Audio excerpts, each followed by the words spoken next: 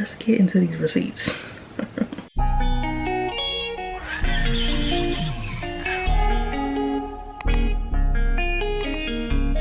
What's up guys, it's Kayla. I'm back again with another video. So today, obviously from the title, we're gonna finish this crazy ass story. Also, if you have not watched part 1, please watch part 1. I probably will link it up below or something like that, or in the bio, because you will be lost and you won't know what's going on. So just a disclaimer, this is a judgment-free zone, so do not drag me in these comments. But yeah, without further ado, the conclusion to this love hexagon. So after everything with Carisha happened, I pretty much just stopped talking to Isaiah. This is probably like around November. So I just stopped talking to him because I just didn't want to be in the drama and in the mix of whatever they had going on. Then we get to New Year's and he sent me like a happy new, I think he sent me a Christmas text and, you know, a happy new year text. You know how dudes do. He sent me that, and then I think that's how we started communicating again. Come on now, dog. Come on, man. So we get back to school and, you know, he pretty much tells me, you know, I'm done dealing with her. I want to be with you. I want to focus on you. I'm like, okay, you're gonna have to show me, like, because I don't trust you. I don't trust shit you say to me. He showed me like I think he showed me like their text thread or something, and him pretty much just like ending the thing. So I'm just like, okay. He started talking again, and you stupid. And it went great. Like it was no distractions. It was nothing. Like he was literally at my dorm probably like almost every single day. We went out. Our communication got way better. Life was good. Life was good. So Valentine's Day came and he was late to pick me up to go to our date. And I'm like, you know, why were you late? Like, what's going on? He's like, Carisha popped up at my dorm, upset that I wasn't taking her out for Valentine's Day, yada yada yada. He even like took a picture of her like standing or whatever. And I'm just like, oh my god, like, okay.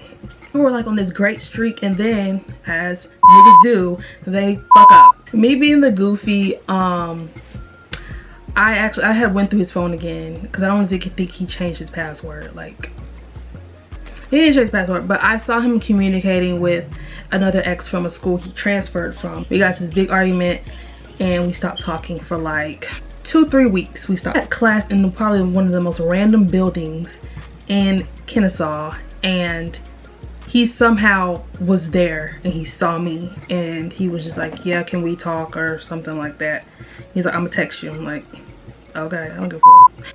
We continued on dating after that. Are you guys stupid or are you crazy or are you dumb? Which one? You could pick one. He ended up graduating that summer. So went to his graduation. I went to his graduation dinner. I met his parents. I met his whole family. His parents, his aunties, his uncles, his cousins, his sisters.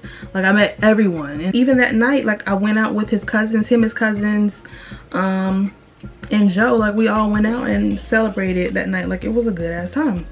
So he had to move back home with his family, and we tried to make long distance work, and it just was not it. You have to be very, very solid and very, very comfortable with that person and trustworthy of them to make a long distance relationship work, because I just couldn't do it. So we actually ended up ending that on like mutual terms. So we were both fine with it. We were both cool with it, whatever. And you know, we would text every now and then, but it just wasn't how it was, and I was fine with that. So he actually, I don't know if he's still, I don't know. He did music.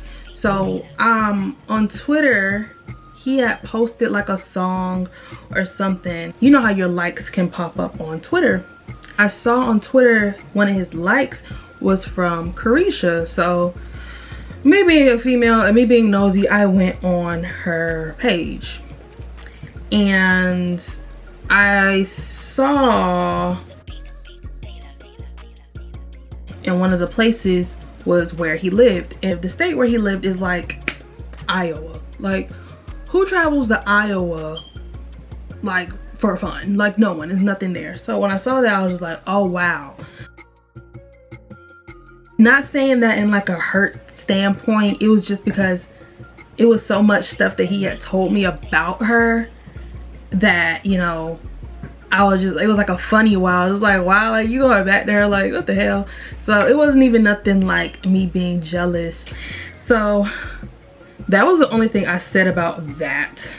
I think I saw like another like from her like a couple days later. There's like another like about the music. So again, me being nosy, I just went on her page. And then this is when I just saw the shit talking. Like, I was just like, what the fuck?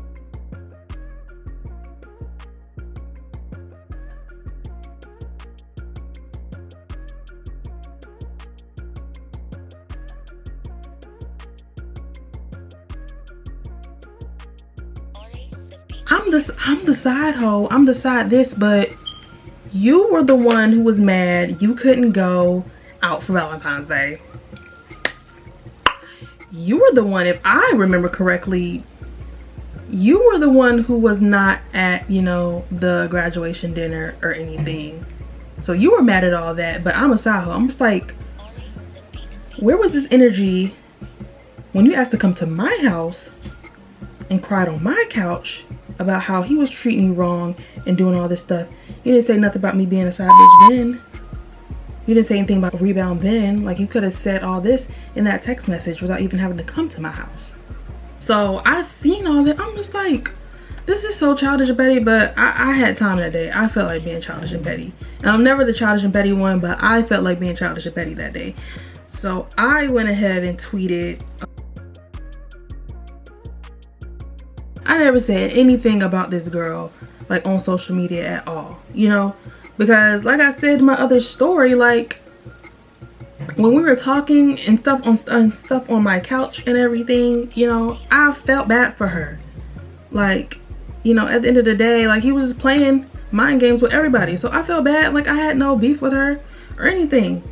The guy, we had been texting, I think that day, because he needed help. He put me down for like a reference for one of his jobs he was applying to, and me to see if they had reached out to me.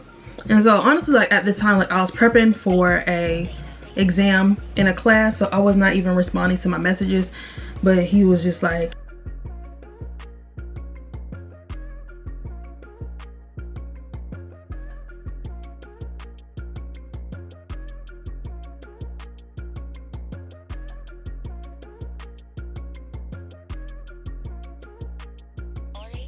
and I saw that shit, I was like, bro, that was my fucking dad.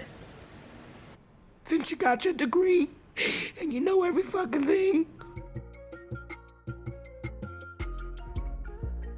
It was just like, it was so stupid to me. I'm this, I'm that, but yet you going and running back and telling your nigga about his side bitch being at a restaurant with another dude. Like, why is that important? Why are you telling somebody that? And then you got the information wrong. So it's just like, what the fuck? And that's the thing, that's the only reason why he got back friends with her. But mind you, the dates was not adding up. 2 + 2 was equaling 15. Like, it was not adding up.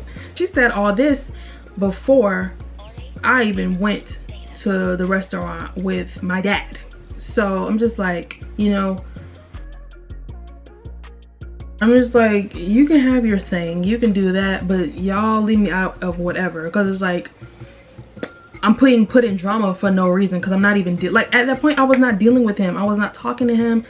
So yeah, I was just tired of it, because I'm just like, why are you talking shit? And it's like, for what? To make yourself feel better, I guess, about the situation? I don't know. So I sent her the screenshot of what this man just said about her.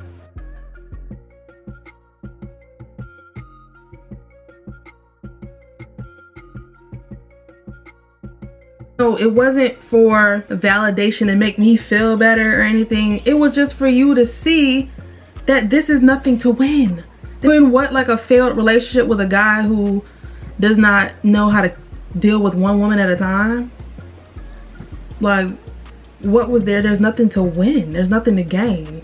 Like, after that, I was done. I was done Like, I didn't speak to him anymore. This whole situation made me realize, you know, just because a guy keeps coming back, it really doesn't mean that he loves you. I mean, it could. It just means he wants to see if he still has access to you. And when you answer, he does. And everybody doesn't need to have access to you. You can't always give people the benefit of the doubt all the time. And you really have to know your worth. Know what you're not gonna tolerate and what you're not gonna deal with. I unnecessarily put up with so much stuff. And, you know, I thought this was what love was. I thought that going through like the ups and downs and things was how true love was, because my dad and him, like, it was just so many similarities, because like my dad was on the football team, and like him and my mom, like, they went through so much, but it just always like found their way back to each other. So I'm thinking, you know, maybe this is what it is. Wrong. Obviously not. And honestly, if there is another female in the picture and you figure it out, bye. Like, because you're not an option. You're not an option. There's only one and you're the one. So this is how that ended. I have not talked to that guy since. And it's funny because I actually ended up joining the organization. Yeah. You guys, that is all for this story. I'm so glad that I am done talking about it. I never want to talk about it again because it was just my stupid chapter, you can say. I hope you guys enjoyed this story. Please make sure to like, comment, and subscribe, and I will see you guys in the next video. Bye.